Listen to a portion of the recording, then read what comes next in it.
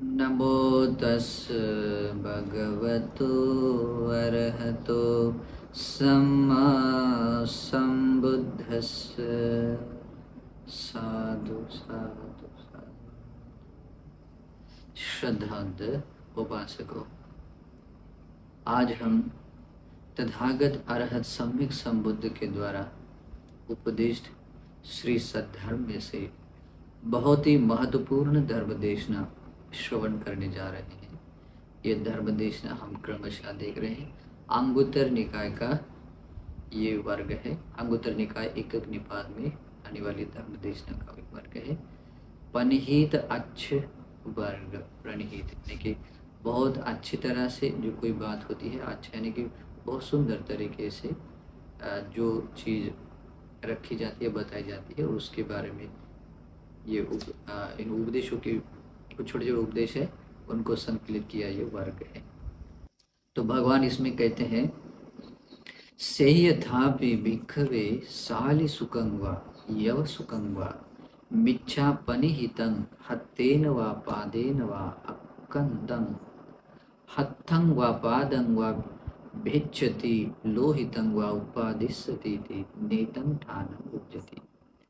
या भगवान कहते हैं, भिक्षुओं, ये जो साली यानी धान, धान आप जो चावल ये करते हैं, उसके जो धान की जो बाली है, जौ जो हम रोटी बनाते हैं या कुछ पदार्थ बनाते हैं, जौ की बाली और धान की बाली अगर वो गलत तरीके से हाथ को छूती है या पैर को लग जाती है, या हाथ में लग जाती है, पैर को लग जाती है, तो हाथ या पैर मतलब छेज्जति, वो कट हो जाए, कट यानी कि उसको चीर जाए, या उसमें से लोहित रक्त यानी खून निकल जाए, नेतं ठानं विज्जति, ये संभवनीय बात नहीं है।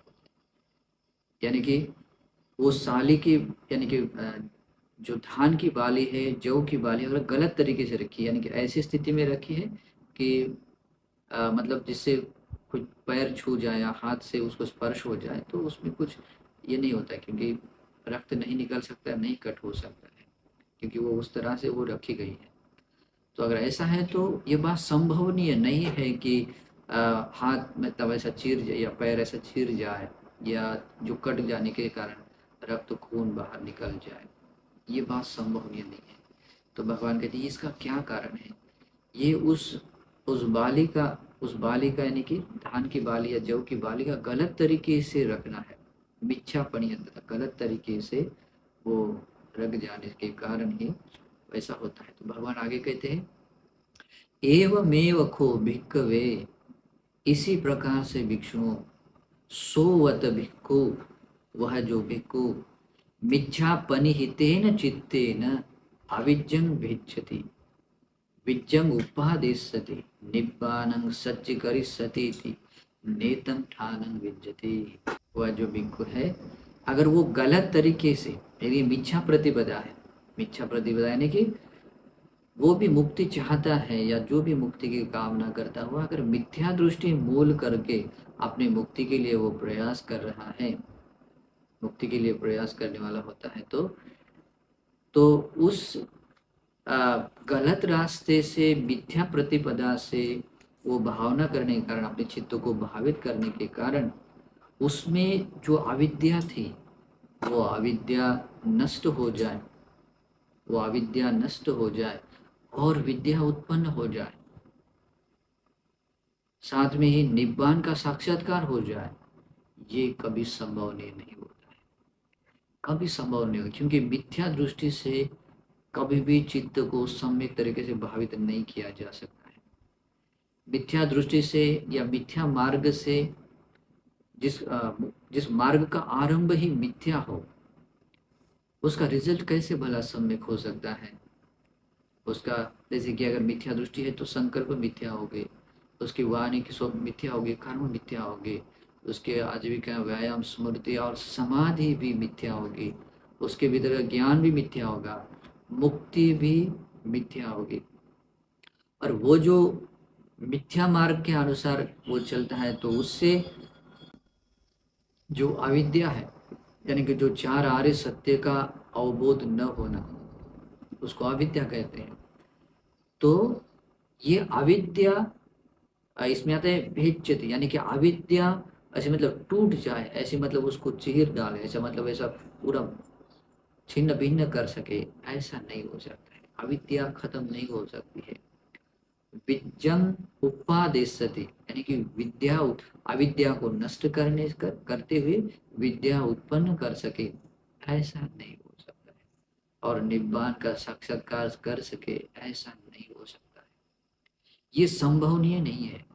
इसी कारण से ये दुनियादारी के जितने भी लोग हैं, धर्म संप्रदाय के लोग हैं, वो भी चाहते हैं कि जो कारण मतलब जो वो भी सत्य को पाना चाहते हैं, निर्वाण पाना चाहते हैं, है ना, विमुक्त होना चाहते हैं। लेकिन उनका प्रयास, उनका जो भी रास्ता है, उसका रास्ते का आरंभ ही मिथ्या तरीके से है। और इस कारण से उस अविद्या को वे प्रहन कर सके, यानी कि उसको काट सके, या विद्या को उत्पन्न कर सके, या निर्वाण का साक्षात्कार कर सके, ये संभव नहीं बात। सेम उपमा को याद रखना, उपमा से कोई बात ध्यान में रखी जा सकती है। जैसे कि वो गलत तरीके से हाथ या पैर उस धान की बाली या जौ की बाली को अगर छू लेता है या स्पर्श हो जाता है, तो उससे ना ही वो हाथ मतलब पैर मतलब ऐसा चीर सकता है, और ना ही उसमें से कुछ कट होने से रक्त निकल सकता है। जैसे असंभवनीय बात है, वैसे ही सेम बात है। गलत तरीके से प्रयास चित्त मतलब गलत तरीके से चित्तों को भावित करने वाले, गलत तरीके से चित्तों को भावित करने वाले जो भी लोग होते हैं, करने वाला जो भिक्खु हो, उस भिक्खु को, उस व्यक्ति को अविद्या को वो चीर सके, विद्या को उत्पन्न कर सके, और निर्वाण का साक्षात्कार कर सके, ये संभव नहीं बात। इसका क्या कारण है? तंग किस हेतु, इसका क्या कारण है? तो भगवान यही बोलते हैं, मिच्छा पणि हदत्ता भिक्खवे चित्तस्सा। और भगवान बुद्ध यही कहते हैं, मिच्छा यानी कि मिथ्या, गलत तरीके से, गलत प्रतिपदाओं के अनुसार उसको भावित करने से, चित्त को भावित करने से, या गलत प्रतिपदा से भावित किया हुआ चित्त होने से ये बात संभवनीय नहीं है, बात परम सत्य है। और भगवान आगे यही कहते हैं, सेयथापि भिक्खवे साली सुखं वा यव सुखं वा सम्मा पनिहितं हत्थेन वा पादेन वा अकन्दं हत्तं वा पादं वा भेज्यति लोहितं वा उपादिश्यति ठानमेतं विद्यते। भगवान कहते हैं, जैसे भिक्षु हो, ये जो धान की बाली है या जौ की बाली है, वो अगर बहुत सही तरीके से रखी जाए, और सही तरीके से रखी हुई बाली को हाथ से या पैर से उसको अगर छू लेते हैं, उसको स्पर्श हो जाता है या लग जाता है, तो हाथ या पैर मतलब ऐसा चीर जाए, कट हो जाए, और उसमें से रक्त लोहित निकल जाए, ये हो सकता है। ठान में तब ये संभव नहीं है। क्यों? क्योंकि वो उस तरह से रखे गए हैं जिससे कि वो स्पर्श हुआ या उसको लग जाए, हाथ या पैर उसको लग जाए, लगते ही उसको मतलब या चीर सकता है, मतलब कट हो सकता है, और उसमें रक्त भी निकल सकता है। ये दोनों चीजें संभवनीय है। ये किस कारण से होता है? उस भगवान कहते हैं, सम्मा पनि हितता भिक्खवे सुकस्य, उस साली का, यानी कि जो भी है धान की बाली का, मतलब उस तरह से सही तरीके से, मतलब जिस तरह से रखने से वैसा हो संभव नहीं बात है, वैसे रखने से ये बात संभव नहीं है। तो भगवान कहते हैं, एवमेवं को भिक्खवे, इसी प्रकार से भिक्षु, सोवत भिक्खु, वह जो भिक्खु सम्मा पनिहितेन चित्तेन अविज्जं भिच्छति विज्जं उपादिश्यति निब्बानं सच्चीकरिष्यति ठानमेतं विज्जति। और वह जो भिक्खु है, सम्यक तरीके से, सम्यक जो प्रतिपदा है, जो लोकोत्तर प्रतिपदा है, और लोकोत्तर प्रतिपदा केवल और केवल तथागत अर्थ सम्यक संबुद्ध ही बता सकते हैं। भगवान बुद्ध ने जिस अर्थ से जो विमुक्त यानी प्रतिपदा बताई है, उसी अर्थ से नहीं तो आजकल लोग आर्य अष्टांगिक मार्ग को भी गलत तरीके से बताने के लिए आगे पीछे नहीं देखते हैं, है ना, उसका अर्थ गलत बताते हैं। ये सम्यक दृष्टि मतलब ऐसा होता है, सम्यक संकल्प मतलब ऐसा होता है, ऐसा नहीं होता है। भगवान बुद्ध ने जिस अर्थ से जो लोकोत्तरगामी धर्म बताया, निर्वाण के लिए धर्म बताया, उसी अर्थ से जो भिक्खु मतलब वह जो भिक्खु ऐसे सम्यक तरीके से इस लोकोत्तर मार्ग से अपने चित्त को भावित करता है, शमथ भावनाओं के अनुसार, विपස්සना भावना के अनुसार अपने चित्त को भावित कर लेता है, तो भगवान क्या कहते हैं, अविद्यं भेच्छति, उस अविद्या को वो चीर सकता है। जो अविद्या ऐसे कंटिन्यू फ्लो के अनुसार चलती है उसको तो तोड़ सकता है, चीर सकता है। विद्यंग उपादेशते, और उसमें जो अविद्या को नष्ट करके विद्या को उत्पन्न करा सकता है। निब्बाणं सच्ची करिष्यति थी, और निर्वाण का भी वो साक्षात्कार कर सकता है। और ये बात संभव ठान में ऐसा हो सकता है, ऐसा संभवनीय है। क्यों? तंकिस हेतु, क्या कारण है? सम्मा पणि हदत्ता भिक्खवे चित्तस्सादि।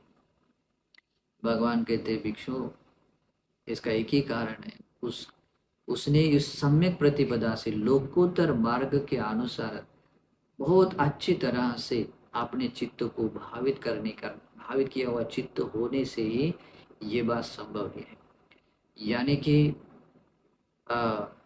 हम इस संसार के जो जितने भी प्राणी है, संसार के प्राणी, जो व्यक्ति मतलब इस अविद्या के कारण संसार में जन्म लेता है, बूढ़ा होता है, मरता है, अगर वो चाहता है कि वो मुक्त हो जाए और वो चाहता है कि मतलब इस तरह से मतलब निर्वाण का साक्षात्कार किया जाए, मतलब मैं करूं, तो उस व्यक्ति को क्या चाहिए? सम्यक मार्ग से, सम्यक तरीके से।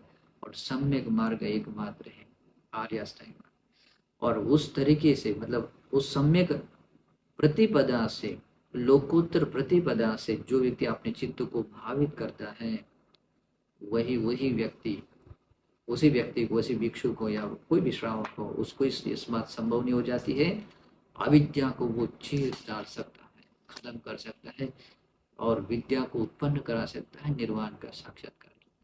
हमेशा ध्यान में रखना, निर्वाण साक्षात्कार होता है, क्योंकि एक बोध है, अंडरस्टैंड होता है, मतलब जो चीज कुछ न होने के बाद वो क्या नहीं होता है, ये जो निरुद्ध हुआ तो ये भी निरुद्ध हुआ करके जो अंडरस्टैंड है, उसी को बोलते हैं साक्षात्कार। और निब्बाण साक्षात्कार किया जाता है, और ये संभव नहीं होता है। और ये संभव क्यों होता है? वही सम्यक मार्ग है, और सम्यक मार्ग आज है, इसलिए इस उद्देश्य को समझना है। फिर आगे कहते हैं, इदाहं भिक्खवे एकच्चं पुग्गलं पदुत्थ चित्तं एवं चेतसा चेतो परिचपजानामि। भगवान कहते हैं, भिक्षु, यहाँ किसी एक व्यक्ति को या व्यक्ति को मैं जो कि ऐसा मतलब प्रदुष्ट चित्त है, पुग्गलं पदुत्थ चित्त, जो ऐसा व्यक्ति है जो बहुत प्रदुष्ट चित्त है। प्रदुष्ट क्यों हो जाता है? बहुत सारे द्वेष से, क्रोध से, मतलब क्लेशों से प्रदुष्ट चित्त हो जाता है। और ऐसे प्रदुष्ट चित्त वाले किसी एक व्यक्ति को मैं इस तरह से मैं अपने चित्त से उसके चित्त को पजानामि, जानता हूँ, इस तरह से जानता हूँ। इमं मिचे अयं समये पुग्गलो कालं करे, यदि वह पुद्गल इस समय में अगर वो मृत्यु को प्राप्त हो जाए, यथा भत्तं निखितो एवं निरये, जैसे कोई व्यक्ति अपने सिर पर बहुत भारी वस्तु उठा कर लेकर आता है, बहुत समय से अभी सिर पर है, और फिर वो क्या कर लेता है, अपने सिर पर की वस्तु जैसे वो नीचे डाल देता है, फटाक से डाल देता है।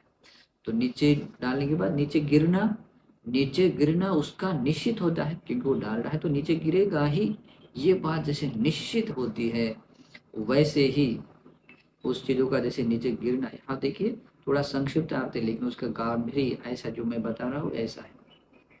यथा भत्तं निखितो, जैसे सिर पर ओढ़ा हुआ कोई भारी वजनदार वस्तु है और बहुत समय के बाद में जैसे आदमी नीचे तुरंत डाल देता है, तो डालने के बाद उसका नीचे मतलब उसका गिरना जैसे निश्चित होता है, वैसे ही एवं निरय, वैसे ही ऐसे ही सेम टू सेम सीधा निरय में जाता है।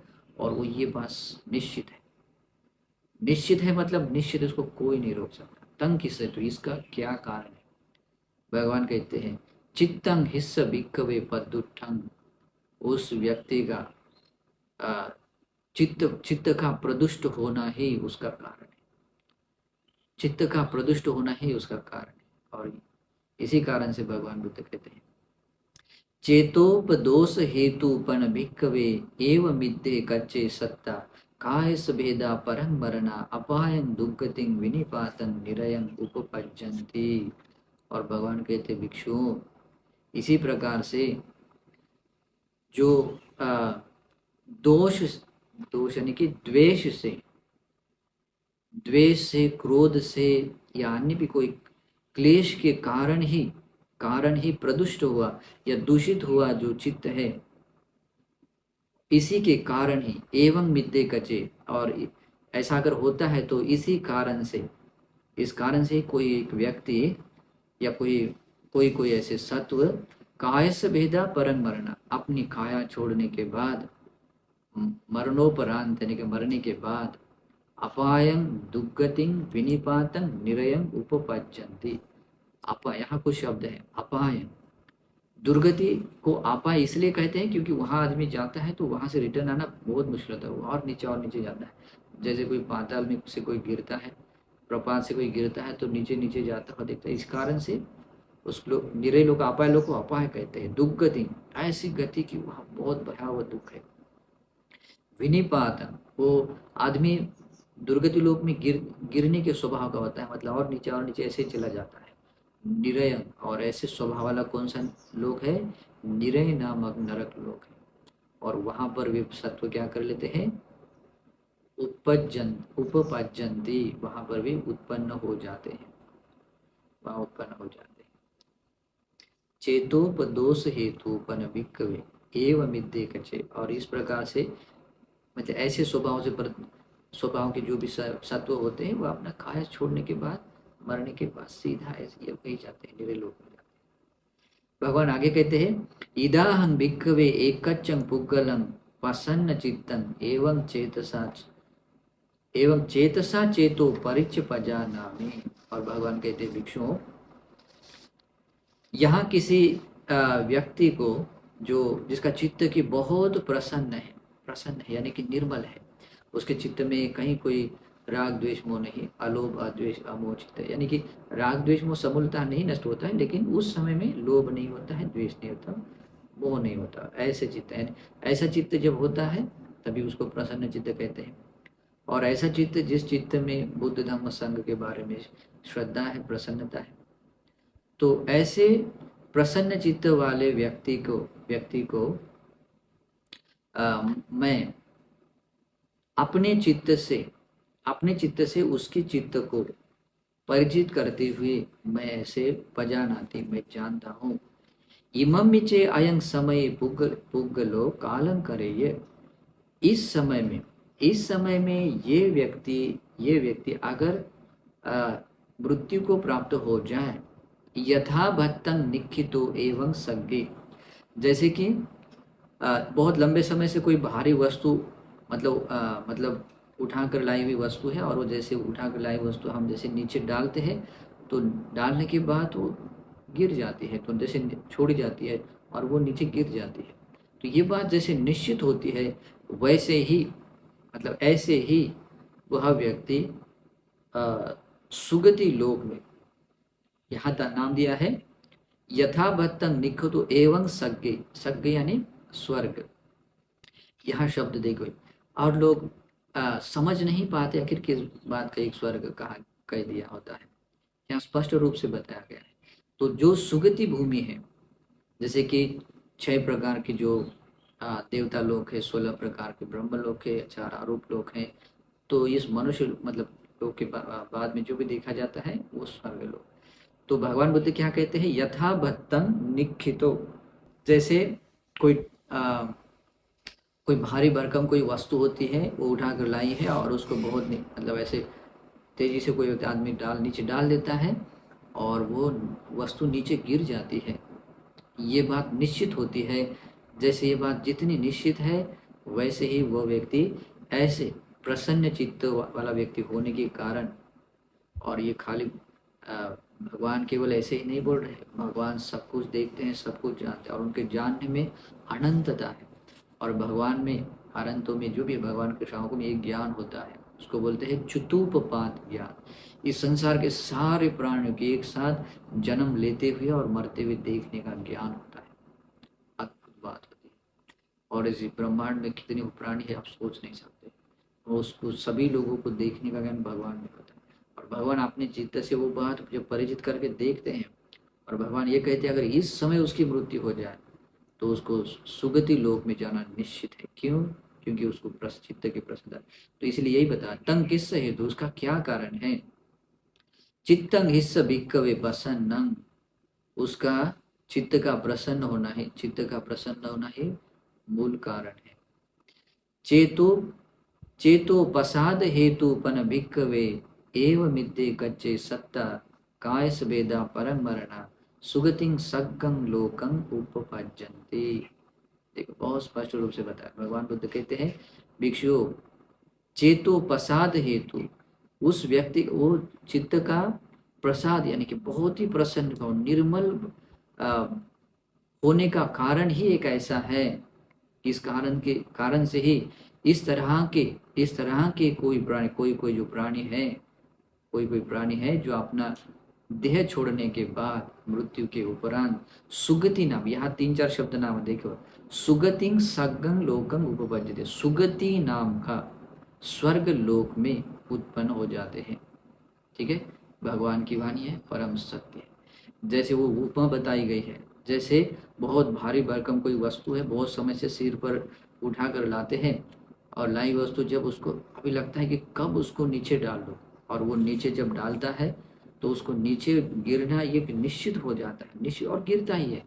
जितनी वो संभावना निश्चितता है, वैसे ही प्रसन्न चित्त के साथ में जो कोई व्यक्ति अपना देह छोड़ लेता है, उसका स्वर्ग सुगति नामक स्वर्ग लोक में जन्म लेना, देवता लोक में जन्म लेना निश्चित होता है। वो ऐसा होता ही है और भगवान यही बताते हैं। ठीक है, ये बात आप लोगों को समझ में आई होगी, आशा है। फिर आगे भगवान बुद्ध कहते हैं, सेय थापि भिक्खवे उदक रहदो आविलो लुड़ितो कलली भूतो तत्थ चक्षुमा पुरुषो तीरे ठितो न पसेय सिप्पि शंभुकंपी सखर कठलंपी मच्छ गुंबंपी चरंतंपी तिठंतंपी।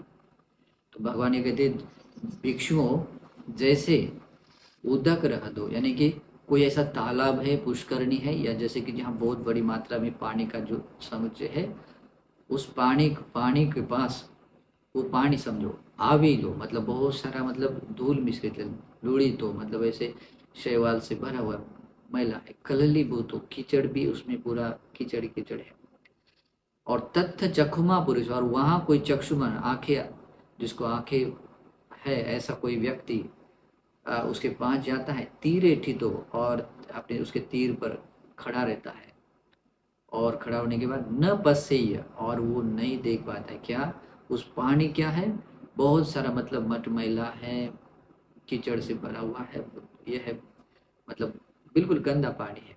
और ऐसे चक्षुवान व्यक्ति उस तालाब के पास में जाने के बाद में वो नहीं देख पाता है कि उस तालाब के अंदर जो शंख जो सिंपली होते हैं, या उसको भी नहीं देख पाता है, शंख को या नीचे वाले कंकड़ पत्थर को नहीं देख पाता है, या मछलियों को नहीं देख पाता है, ये मछलियों का झुंड है इधर जा रहा, चरंती मतलब वो इधर उधर दौड़ रहे हैं या खड़े हुए हैं, उसको नहीं देख पाता है।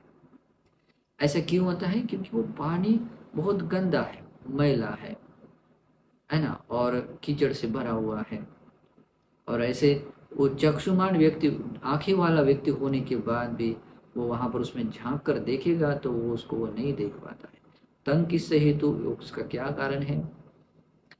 आविलत आविलता भिक्कवे उदकस, उस पानी का मैला होना, मट मैला होना, ये उसका कारण है। इस कारण से वो नहीं देख पाता। भगवान कहते एवमेवं खो भिक्कवे, इसी प्रकार से भिक्षुओं, सोवत भिक्खु, वह जो भिक्खु, आविलेन चेतसा अथत्थं वा न्यस्सति, परत्थं वा न्यस्सति, उभयत्थं वा न्यस्सति, उत्तरिं वा मनुष्य धम्मा अलमरिय ज्ञान दर्शन विशेषं सच्चि करिष्यति नेतं ठानं विच्यति। बहुत गंभीर बात है, बहुत इम्पोर्टेंट बात है। भगवान कहते हैं इसी प्रकार से भिक्षुओं, वह जो भिक्षु है, अगर वो आविलेन चेतसा, ये मलिन चित्त से, मलिन, ये चित्त मलिन होने के लिए क्या है?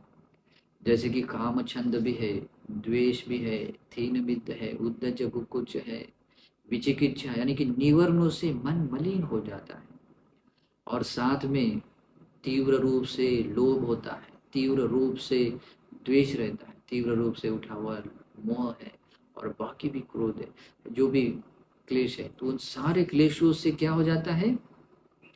मलिन चित्त होता है। और ऐसे आविलेन चित्त, ऐसे मलिन चित्त से अत्यंत वो अपने अर्थ को न्यस्यति, वो जान सके, परथं व न्यस्यति, वो दूसरों के भी अर्थ को वो जान सके, उभयथं व न्यस्यति, अपने और दूसरों के भी अर्थ को वो जान सके, या मनुष्य धम्मा अलमर्य ज्ञान दर्शन विशेषं सच्ची करिष्यति नेतं ठानं।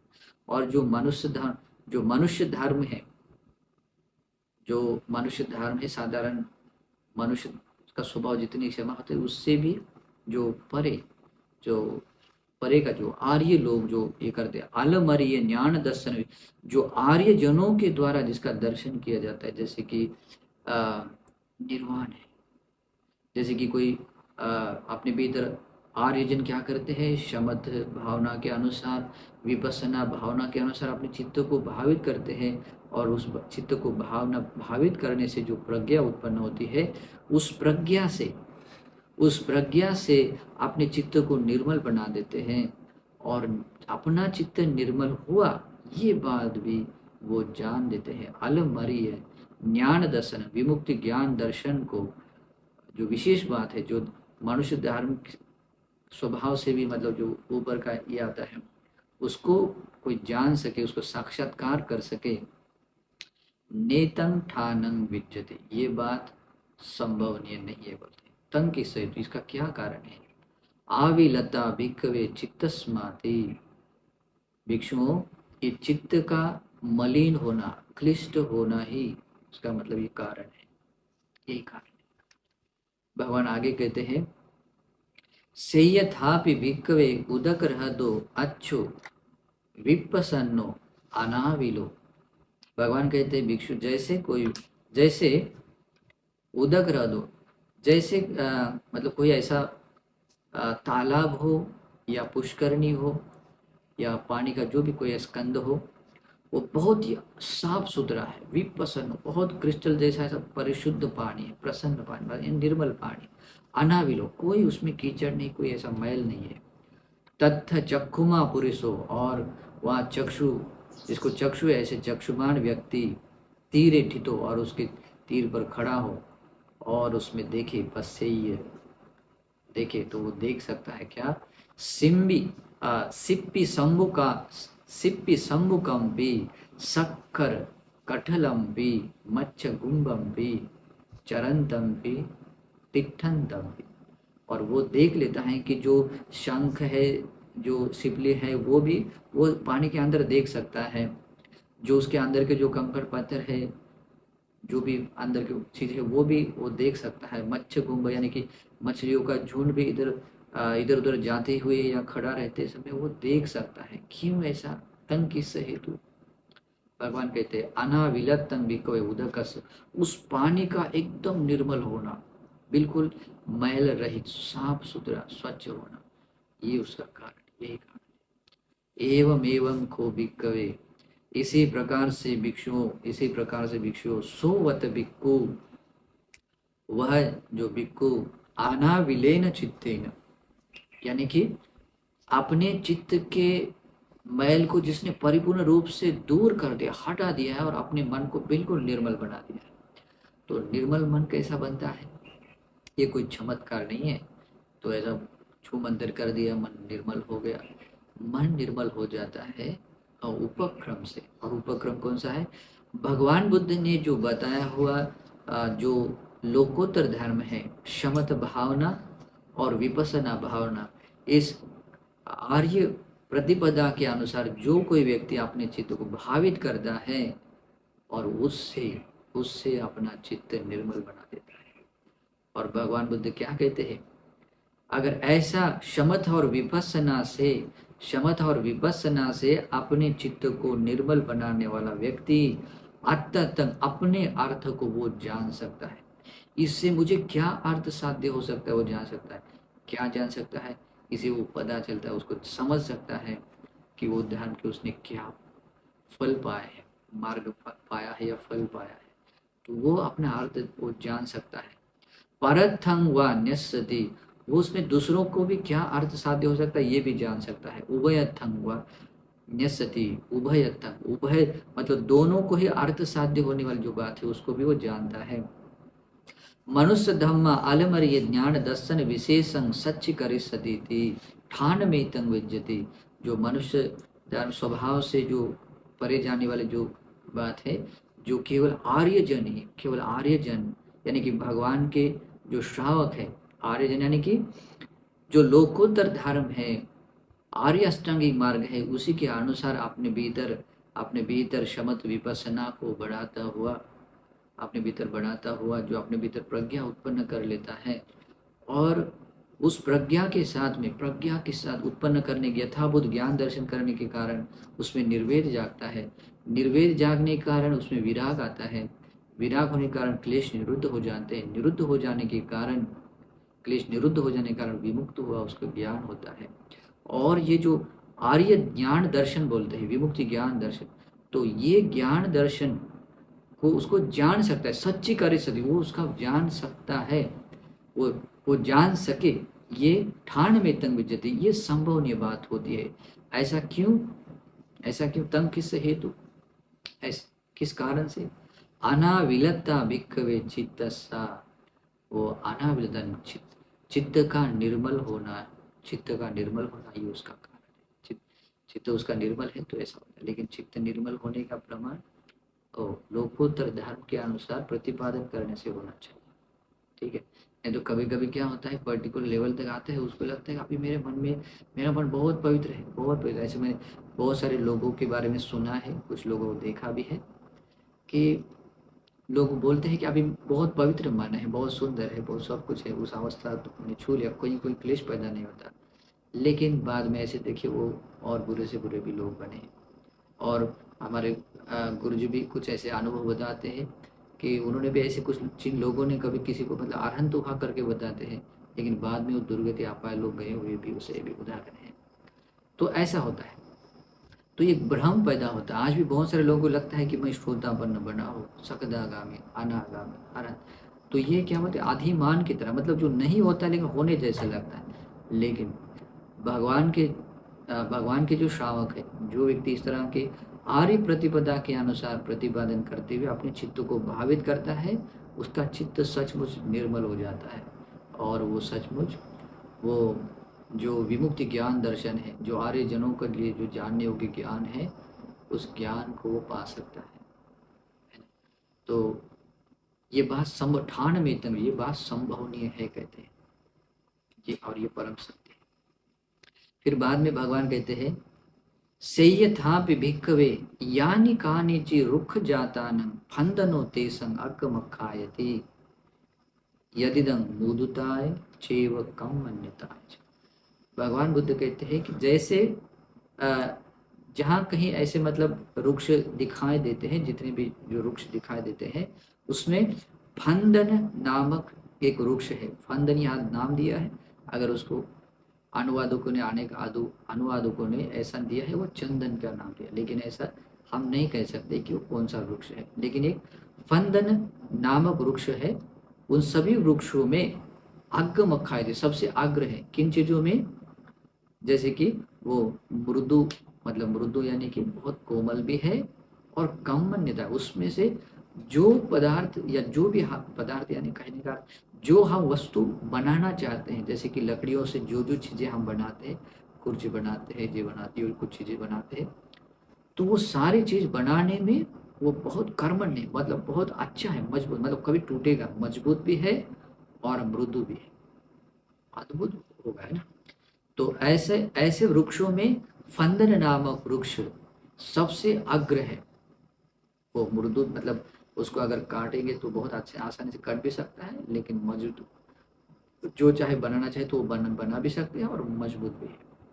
तो ऐसे लकड़ियों में, ऐसे वृक्षों में फंदन नामक वृक्ष अग्र है।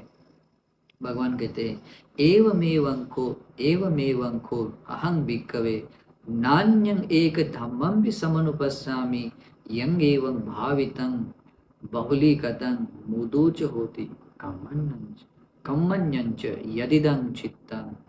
बहुत इंपॉर्टेंट। भगवान बुद्ध कहते हैं इसी प्रकार से भिक्षु, मैं मैं अन्य ऐसी कोई ऐसी बात नहीं देखता, कोई ऐसे एक धर्म में कोई बात ऐसे नहीं देखता हूँ जो कि इस तरह से उसको भावित करने से, बहुलीकृत करने से ऐसे वो मृदु बन जाती है, कर्मण्य बन जाती है, जैसे कि ये चित्त है। आश्चर्य की बात है, सोच नहीं सकते।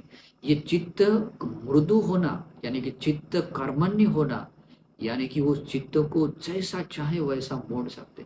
जिस ज्ञान को पाना है आपको, जो 5 प्रकार की अभिज्ञाएं हैं, 6 प्रकार की अभिज्ञा, जिस अभिज्ञा को, श्रेष्ठ ज्ञान को पाने के और चित्त को झुकाया, वो ज्ञान आप पा सकते हैं। ऐसे चित्त को क्या बोलते हैं? कर्मन मृदु। इसलिए भगवान बुद्ध जब कभी ऐसा चित्त बन जाता है, उस समय में मुक्तिदानी मार्ग मुक्तिदानी धर्म की देशना देते थे, आर्य सत्य की देशना देते थे, और तुरंत तुरंत उस चित्त का, उसका झुका होना मात्र से वो साक्षात्कार कर लेता था।